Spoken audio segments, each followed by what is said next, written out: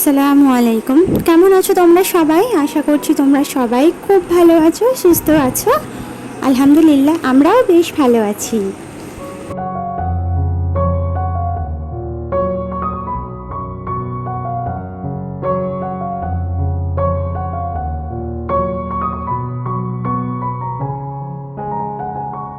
তো আজকের হচ্ছে রবিবার সকালে মেয়েকে সাথে নিয়েই আজকের এই ভিডিওটা স্টার্ট করলাম। আশা করছি আজকের আমার এই ভিডিওটা তোমাদের কাছে একটু হলেও ভালো লাগতে পারে, তাই ভিডিওটা না টেনে শেষ পর্যন্ত দেখার অনুরোধ করছি।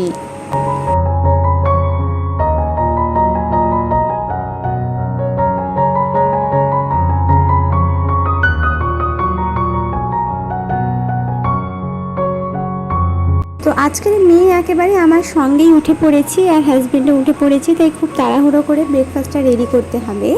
সেই কারণেই কিন্তু মেয়েকে একেবারে কাউন্টার টপে বসিয়ে দিয়েই আমি রুটিগুলো সেঁকে নিচ্ছি। চা অলরেডি হয়ে গেছে। তো কী আর করবো, ওকে তো এখন মায়ের কাছে দিয়ে দিচ্ছি, মায়ের কাছেও যাবে না। বেশিরভাগ ক্ষেত্রে দেখা যায় কি আমার শাশুড়ি মায়ের কাছে ওকে দিয়ে দিই যদি উঠে পড়ে। তবে আজকের জেদ ধরেছে, কিছুতেই যাবে না, ও আমার কাছেই থাকবে।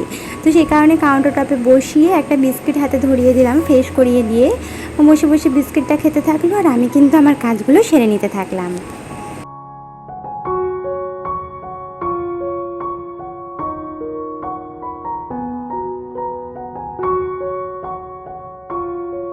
ব্রেকফাস্ট কমপ্লিট করার পর হাজব্যান্ড বেরিয়ে গেলেন কাজে, আর তারপরে কিন্তু ঘরদোর খুব ভালোভাবে ক্লিন করে চলে এলাম সোজা রান্নাঘরে রান্নার জন্য প্রিপারেশন করতে। আসলে আজকের খুব তাড়াহুড়ো ছিল, কারণ আজকের না ওই যে পুঁথির যে আমি যে কাজগুলো করে রাখির যে কাজ, সেই কাজটা এতটা পরিমাণে আর্জেন্ট একটা মাল ছিল, তো সেটা একটু সময় ধরে করছিলাম 11টা নাগাদ পর্যন্ত।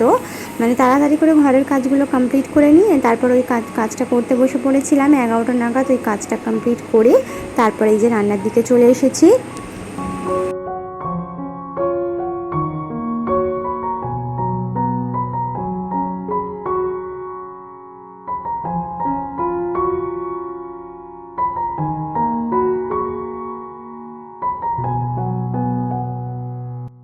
তো আজকের রান্নাঘর টিপটপ পরিষ্কার বা ক্লিন রাখার কিছু টিপস তোমাদের সাথে শেয়ার করব। যেই টিপসগুলো ফলো করলে বা যেই টিপসগুলো তোমাদের যদি জানা থাকে তাহলে তোমাদের রান্নাঘর কখনোই নোংরা বা মেস হবে না। মানে অনেক বেশি সময় ধরে তোমাকে রান্নাঘরের পেছনে সময় দিয়ে আর কি ক্লিনটা করতে হবে না, এটুকু আমি 100% গ্যারেন্টি দিয়ে বলতে পারি যদি আজকের টিপস বা আজকের এই হ্যাবিটসগুলো তোমাদের মধ্যে থাকে। তো সবথেকে প্রথম কথা, যে কোনো জিনিস মানে রান্না কমপ্লিট করে তারপরে রান্নাঘরে সব কিছু ধোয়াধুয়ি করবে, তারপর ক্লিন করবে, এটা কখনোই করার চেষ্টা করবে না। গরমের সময় হোক শীতকালের সময় হোক, শীতকালে রান্নাঘরে থাকতে ভালো লাগলেও গরমের সময় কিন্তু বেশ কষ্ট হয় রান্নাঘরে থাকতে। আর সেই রান্নাঘরে যখন আমরা ঢুকবো তখন চেষ্টা করব যে যতটা সম্ভব তাড়াতাড়ি রান্নাঘরের কাজগুলো কমপ্লিট করে নিতে। তো সেই কাজ কমপ্লিট করার জন্য একটা কাজের পাশাপাশি আরেকটা কাজ একসাথে করে নিতে হবে। যেমন ধরো একটা তরকারি তুমি হয়তো বসিয়ে দিলে, একটুখানি সময় পেলে সেই সময়ে কিন্তু তোমার বেসিনে যে কটা থালাবাটি রয়েছে তুমি ধুয়ে ফেলতে পারো, বা তোমার কাউন্টার টপটা হালকা করে ক্লিন করে নিতে পারো। এই যেমন ধরো আমি যে কাটার দিয়ে বা চপারে আমি কাটাকুটিটা করলাম সেটা একেবারে হাতে নাতে ধুয়ে নেওয়ার চেষ্টা করি। এতে করে আমার বেসিনে অনেক বেশি থালাবাটি হয় না, যাতে অনেক বেশি সময়ও না লাগে। মানে রান্না বসিয়ে দিয়ে দুটো বাটি ধুয়ে নিলাম বা রান্না বসিয়ে দিয়ে দুটো বাসন ধুয়ে নিলাম, এইভাবে করে আমি কিন্তু এই হ্যাবিটসটা ফলো করার চেষ্টা করছি, যাতে রান্নাঘরের সময়টা খুব বেশি আমাকে দিতে না হয়, আর সেই সাথে আমার রান্নাঘরটাও যেন টিপটপ ক্লিন থাকে।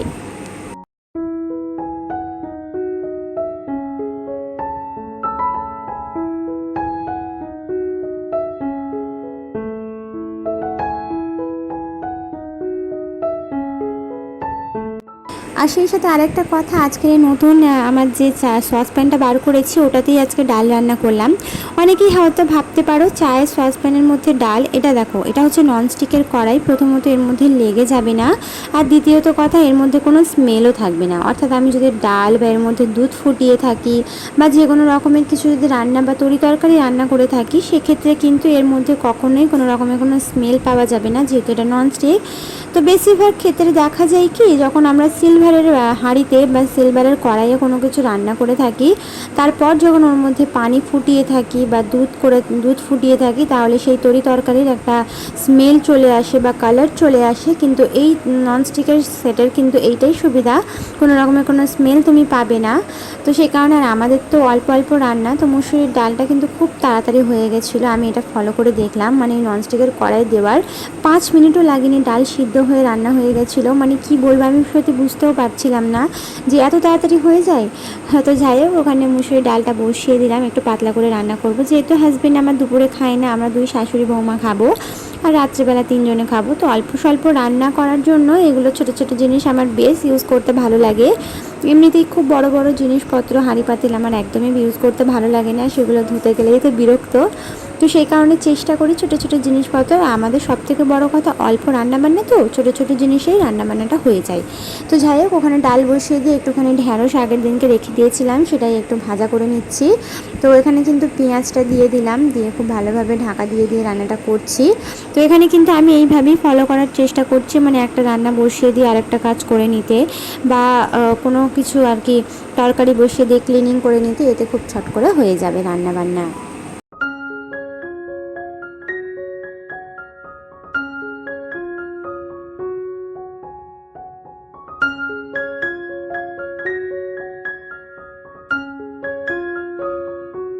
বেসিক্যালি আজকের দুপুরের লাঞ্চে থাকছে আমাদের হচ্ছে পাতলা করে মুসুরির ডাল, আর সেই সাথে এখানে ঢ্যাঁড়স ভাজা করলাম, আর সজনে শাক, যেটা মা ওখানে বাছছেন।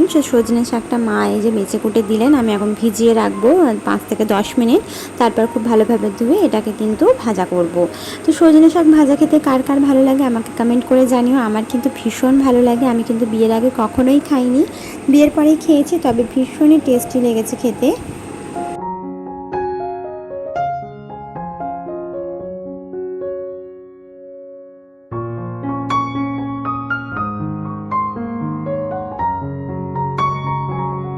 তো আমার এক মিষ্টি দিদি বোন আমার ওপরে ভীষণ রাগ করেছে। ওনার নাম, মানে ওনার চ্যানেলের নাম হচ্ছে টুম্পা সিম্পল লাইফস্টাইল। তো বেসিক্যালি ওনার নাম হচ্ছে টুম্পা। তো উনি আমাকে গত কয়েকদিন ধরেই জিজ্ঞাসা করছেন যে আমি ভিডিও কিভাবে এডিট করি সেটা একটু জানাতে পারিনি বলে উনি আমার ওপরে ভীষণ রাগ করেছেন। তো সরি দিদি বোন, তুমি আমার ওপরে রাগ করেছো। তো সবথেকে প্রথমে তোমার কাছে ক্ষমা চেয়ে নিলাম। আর দ্বিতীয়ত কথা, ভিডিও এডিটিংয়ের সম্বন্ধে প্রথম আমি যখন ভিডিও স্টার্ট করি তখন আমিও কিন্তু কিছু জানতাম না। তো সবথেকে প্রথমে বলতে চাই, এডিটিংটা কিন্তু কোনো একটা মানে শেখার বিষয় নয়। এডিটিংটা হচ্ছে তোমার নিজের মাথার বুদ্ধি খাটিয়ে তোমাকে করতে হবে। আর ইউটিউবে কিন্তু অনেক টেকনিক্যাল চ্যানেল আছে, যেখানে তুমি সার্চ করলে একেবারে ভিডিও কিভাবে শ্যুট করা যায় বা কিভাবে এডিটিং করা যায় সেই সম্বন্ধে কিন্তু পুরো ডিটেলসে তোমাকে বলে দেবে। আর এমনভাবে গুছিয়ে বলে দেবে, সেটা কিন্তু আমি কখনোই তোমাকে বোঝাতে পারবো না, কারণ আমার তো কোনো টেকনিক্যাল চ্যানেল নয়। তো সেই হিসেবে তোমাকে বলতে চাইছি যে তোমার সুবিধা যাতে হয়, আমি যেভাবে শিখেছি আমি তোমাকে সেটাই বলছি, যাতে তুমিও সেইভাবে শিখতে পারো। হ্যাঁ, তো ইউটিউবে গিয়ে তুমি যদি সার্চ করো তো কীভাবে এডিটিং করা যায় বা কীভাবে ভিডিও শ্যুট করা যায়, তো সেই সম্বন্ধে অনেক রিলেটেড ভিডিও তুমি পেয়ে যাবে দিদি বোন। আর এভাবেই কিন্তু তুমি খুব সুন্দরভাবে বুঝে নিতে পারবে যে তুমি কিভাবে ভিডিও শ্যুট এবং এডিটিং করতে পারবে। তো আশা করছি আমার সেই দিদিবোন বুঝতে পেরেছো, টুম্পা দিদিবোন, যে কিভাবে ভিডিও এডিটিং এবং সাথে কিন্তু ভিডিও শ্যুট করা যায়।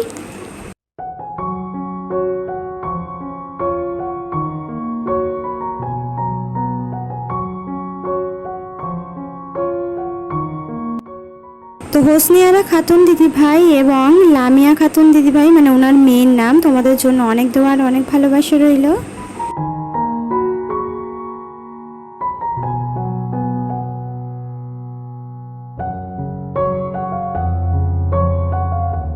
তো আমার এক মিষ্টি দিদিবোন কমেন্ট করেছেন, তুহিনা সুলতানা। উনি বলেছেন ননস্টিকের সসপ্যানে জালি দিয়ে মাজলে ওটা দাগ হয়ে যায়, তাই ওটা কোনো নরম কিছু দিয়ে মাজলে বেশি ভালো হয়। তো তোমাকে অনেক ধন্যবাদ ভালোবাসা জানিয়ে দেওয়ার জন্য। আর এটা কিন্তু আমিও জানি কম বেশি। আর আমি যে মাজনিটি দিয়ে ননস্টিকের কড়াইটা মাজলাম সেটা কিন্তু একদমই কড়কড়ে নয়, খুব সফটই একটা মাজনি। তো সেই কারণে ওটা দিয়েই আমি মাজলাম, আর ওটা দিয়েই না খুব সুন্দর একটা ঝাঁক হয় বা ফেনা হয়, যে কারণে মাজতে আমার খুব ভালো লাগে। হ্যাঁ, তো ওটা কিন্তু খুব একটা কড়কড়ে নয়। আর যেগুলো মাজামুজির ক্ষেত্রে কিন্তু আমি তারের জালিটাই ব্যবহার করেছি, তারের জালিটা কিন্তু খুব সুন্দর সুন্দরভাবে কড়াইগুলোকে পরিষ্কার করে দেয়, মানে সিলভার কড়াই, হাঁড়ি, এগুলো হাঁড়ি পাতিলগুলো। তো তার জন্য আমার কাছে তারের জালি রয়েছে। আর সিম্পলি মানে এই সমস্ত বাটি, চামচ, বাসন এগুলো মাজার জন্য আমি কিন্তু এরকম একটু খুব বেশি নরমও না আবার খুব বেশি কড়কড়েও না, এরকম ধরনের একটা জালি বা মাজনি আমি ব্যবহার করে থাকি।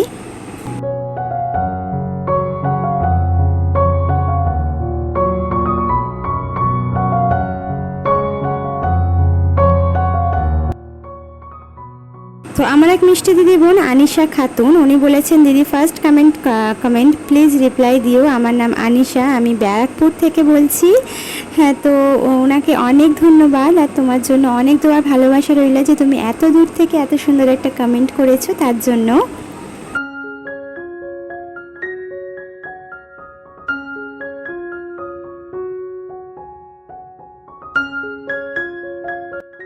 তো আমার এক প্রিয় দিদি বোন রোমান খাতুন, উনি বলেছেন আপু তোমার দিদির বাড়ি কালকে বললে সন্তেশপুর, তো সন্তেশপুর সেটা কোথায় বলবে কাল ভিডিওতে, আশা রাখলাম। তো সন্তেশপুর হচ্ছে ওই যে তোমার কানখুলি আমলিতলা যে সন্তেশপুর হয়ে থাকে, মানে আকড়া সন্তেশপুর, ওই সন্তেশপুরের কথা বলেছি। তো ওখানেই কিন্তু আমার দিদির বাড়ি, ওই যে আমলিতলার বাজার আছে, যারা চেনো তারা তো জানবে। তো সেখানেই আমার এক দিদির বোন, মানে দিদির বাড়ি, আমরা 5 বোন, তার মধ্যে 3 নম্বর যে দিদিটা, ওই দিদিটার বাড়ি হচ্ছে ওই সন্তেশপুর আমলিতলা বা কানখুলি যেটা হয় ওখানে।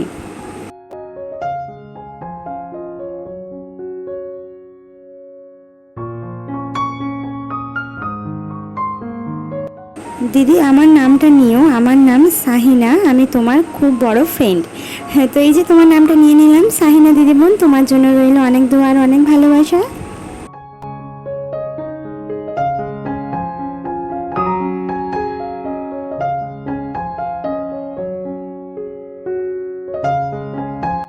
তো তোমাদের সঙ্গে কথা বলতে বলতে এখানে কিন্তু আমি রান্নাবান্নার কাজ অলরেডি কমপ্লিটও করে ফেলেছি। তো এবারে কিন্তু রান্নাঘরটাকে ক্লিন করে নিলেই হয়ে যাবে। তো রান্নাবান্না শেষ করার সাথে সাথেই যদি রান্নাঘরটা আমরা ক্লিন করে নিই, মানে হয়তো অনেকে আছে যারা হয়তো রান্না করতে করতে বাড়ি গিয়ে একটু রেস্ট করলো, বা রান্না করতে করতে মনে করলো যে 5 মিনিট গিয়ে একটু রেস্ট নিয়ে নিই, তারপরে আবার এসে রান্নাঘরে ঢুকবো। তো এই জিনিসটা কখনোই করবে না, এইভাবে কিন্তু অনেক বেশি গাফিলতি হয়ে যায়, বা অনেক বেশি না একটা আলসেমি এসে যায়। দেখবে রান্নাঘর ক্লিন করতে থাক, তার ক্লিন করে না থাক, কালকে করবো, এই জিনিসটা হয় না। তো কার কার সঙ্গে হয় আমাকে কমেন্ট করে জানাবে। তো সব সময় চেষ্টা করবে রান্নাঘরের কাজ একেবারে কমপ্লিট করে তারপর রান্নাঘর থেকে বেরোতে, তাহলে কিন্তু রান্নাঘরের আসতে হবে না। আর রান্নাঘর থেকে একবার বেরিয়ে গেলে এই যে আবার আসতে হবে, এই আলসেমি ভাবটাও যাতে আর না আসে। তো যেই দিদি বোনেরা আমার চ্যানেলের মধ্যে নতুন এসেছো, আমাকে প্রথমবার দেখছো, আমার ভিডিও দেখতে যদি ভালো লেগে থাকে অবশ্যই আমার চ্যানেলটিকে সাবস্ক্রাইব করে বেল আইকনটা প্রেস করে দেবে। এতে করে যেটা হবে, আমার ভিডিও ছাড়া মাত্রই তোমাদের কাছে নোটিফিকেশনটা পৌঁছে যাবে। আর যারা অলরেডি কাজটা করে দিয়েছো তাদেরকে অসংখ্য ধন্যবাদ। তো এই যে একেবারে রান্নাবান্না কমপ্লিট করে খাওয়া দাওয়া করতে বসে পড়েছি, গোসল সেরে নামাজ কমপ্লিট করে। তো এই যে সজনা শাক ভাজা, মুসুরির ডাল আর ঢ্যাঁড়স ভাজা, তো এই ছিল আজকের আমাদের দুপুরের খাওয়া দাওয়া। তো আজকের ভিডিওটা এ পর্যন্তই ছিল, আশা করছি পরবর্তী ভিডিও পর্যন্ত তোমরা সবাই সুস্থ থাকবে, ভালো থাকবে। আল্লাহ হাফিজ, আসসালামু আলাইকুম।